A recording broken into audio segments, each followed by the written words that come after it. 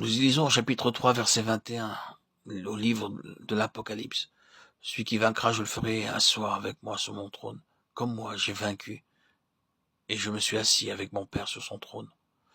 Le Seigneur spécifie celui qui vaincra, comme moi aussi j'ai vaincu. Comment notre Seigneur Jésus a-t-il vaincu? Il n'a jamais vaincu le diable, simplement par des miracles. Bien que le Seigneur ait accompli beaucoup de miracles durant 3 ans, le diable ne fut pas défait et vaincu simplement par les miracles.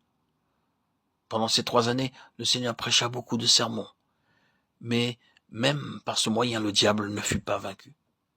Ce n'est qu'en mourant, en étant enseveli et en ressuscitant. Ce n'est que de cette seule manière que le Seigneur Jésus-Christ a vaincu le diable. Prenons un exemple. Ceux qui sont musulmans croient à la naissance virginale du Seigneur Jésus. Les musulmans enseignent que le Seigneur Jésus est né de la Vierge Marie. Ils croient aussi à tous les miracles accomplis par Jésus. De même, ils prétendent qu'il n'a jamais commis de péché. Ils croient qu'il a été crucifié. Mais ils affirment qu'il descendit de la croix sans y être réellement mort, de sorte qu'il remonta au ciel vivant sans être passé par la mort et l'ensevelissement.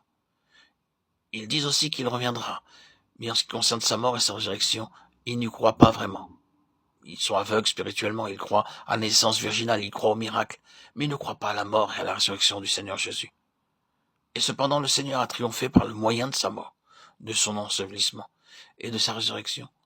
Dans l'Épître aux Romains, chapitre 6, versets 5 à 10, il est dit « En effet, si nous sommes devenus une même plante avec lui par la conformité à sa mort, nous le serons aussi par la conformité à sa résurrection, sachant que notre vieil homme a été crucifié avec lui, afin que le corps du péché fût détruit, pour que nous ne soyons plus esclaves du péché.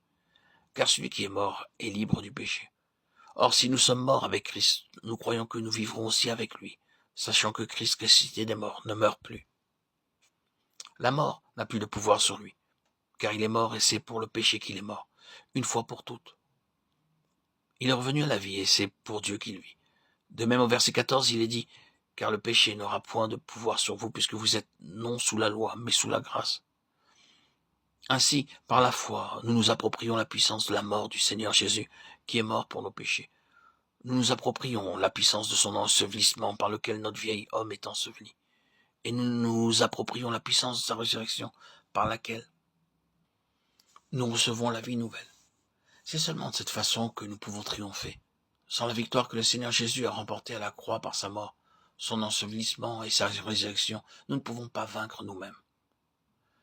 Je vous invite à lire 1 Corinthiens 18, 2 et Galates 6, 14. Non, nous ne pouvons pas vaincre et triompher par des rêves en ayant des visions, ni par des miracles ou aucun autre moyen.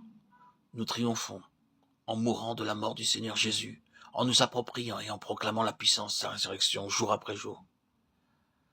C'est ainsi que nous aboutirons sur le trône même du Seigneur Jésus. Il nous faut donc une foi vivante et ferme, comme l'or purifié, un vêtement blanc lavé dans le sang de Christ, un collier pour voir les choses plus clairement. Nous repentir lorsque le Seigneur nous reprend, avoir une oreille ouverte pour écouter la voix du Seigneur, entrer en communion avec le Seigneur, prendre la communion,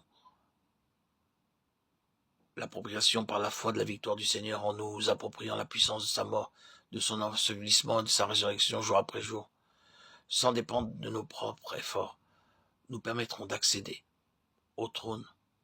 Nous parviendrons au trône, où nous régnerons avec Christ pour toujours. Que le Seigneur fasse de sa parole notre expérience.